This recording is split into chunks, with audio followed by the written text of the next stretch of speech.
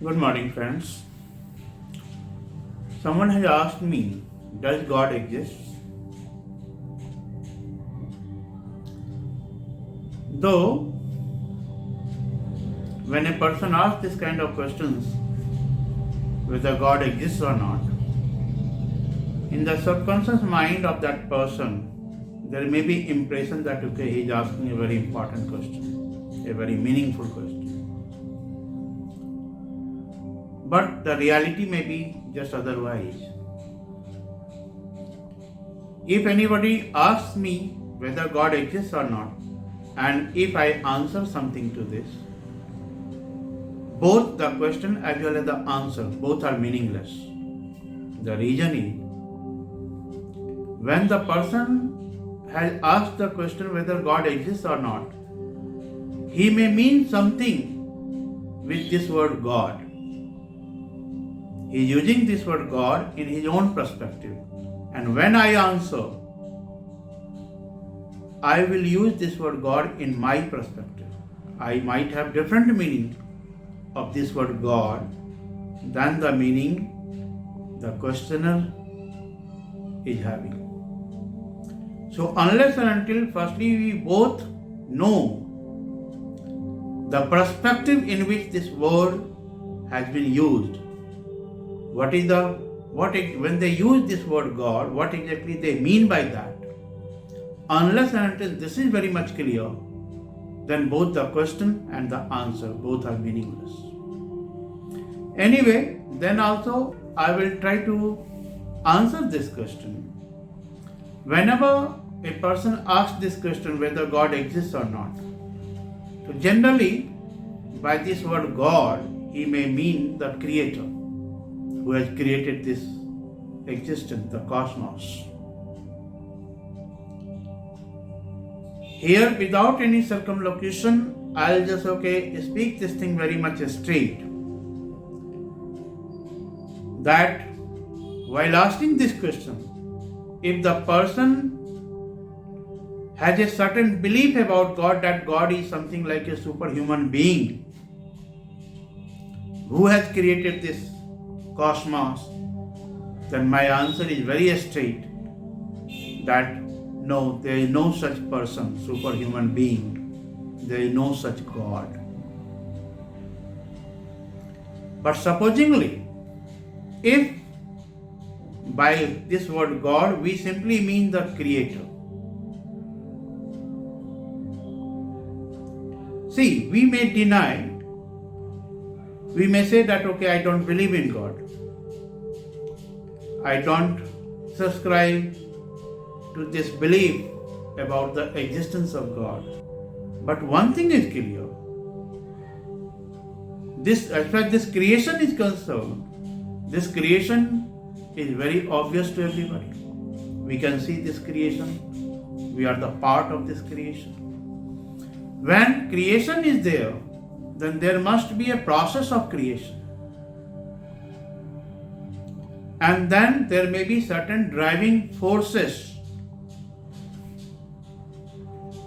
which is within the matrix of that process of creation. As I told you this thing very clearly, that this driving force, it is not a human being. It cannot be one individual. But when we can see this creation, when this creation is there, so there must be certain creation force, creating process.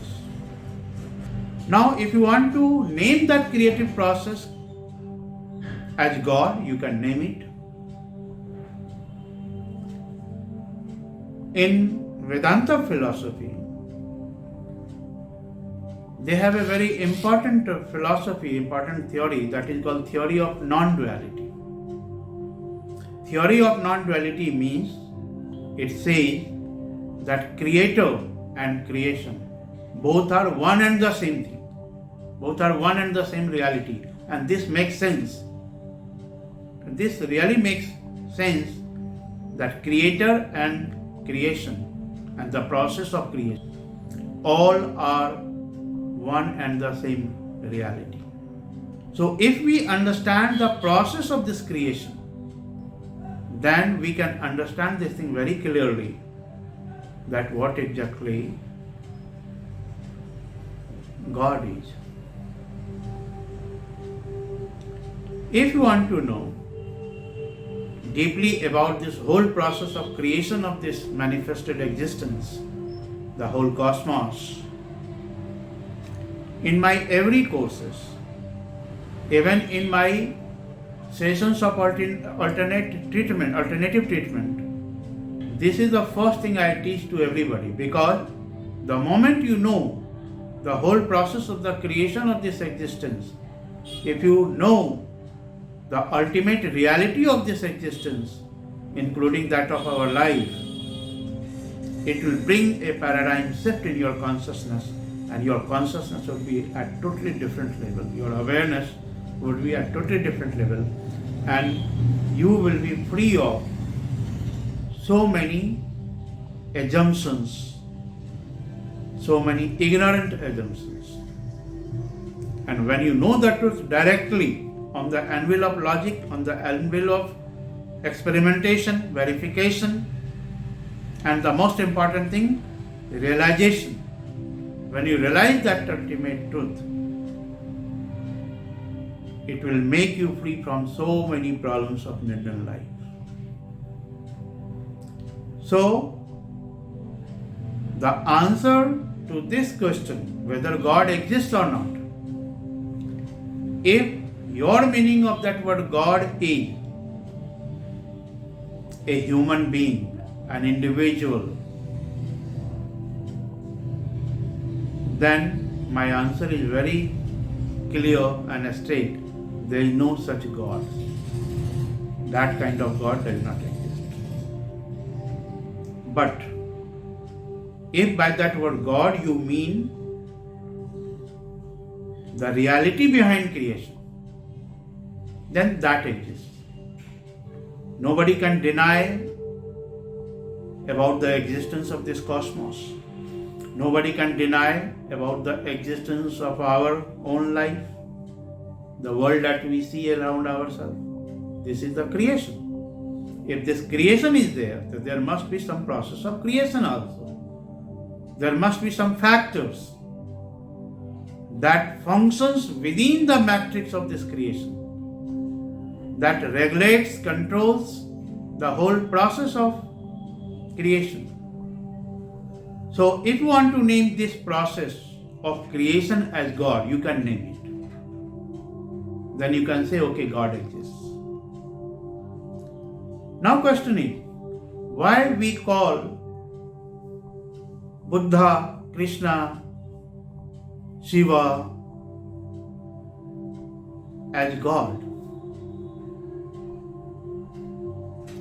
See, if God is the ultimate reality, if God is the highest possible reality, so that highest possible reality must be an infinite reality.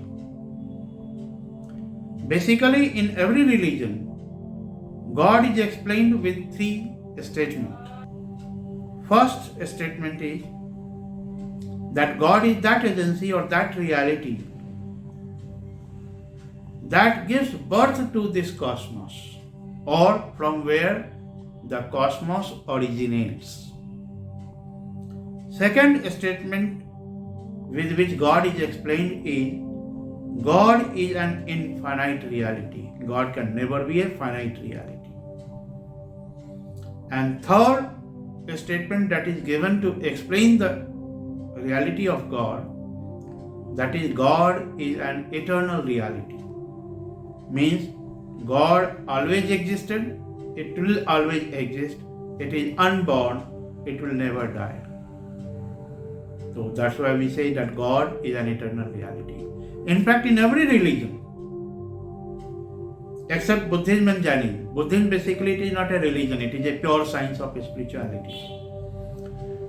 But whatever the other traditional religions are there, if you study any religion, in every religion, more or less the concept of God is same, that God is that reality from where the cosmos originates. again where the cosmos gets annihilated. Second, God is an infinite reality. Third, God is an eternal reality. So, I can say with conviction that there is some reality which has all these three attributes. So, as I told you, I know of that reality which has all these three attributes, all these facts with which we just explain about the existence of God. What exactly that reality is that we can call God? Here again, let me make it very much clear. When I say God, I don't mean any superhuman being. That reality which is infinite, which is eternal, and which gives rise to this cosmos, from where the cosmos originates and where again this cosmos gets annihilated. I know of that reality. And if you want to really know about this, then you join any of my program, because in every program this is the first thing I teach. And in my whole process of teaching, I never ask anybody to believe in anything. My whole process of teaching is based on the anvil of logic, experimentation, and direct realization. There is no need of believing in anything.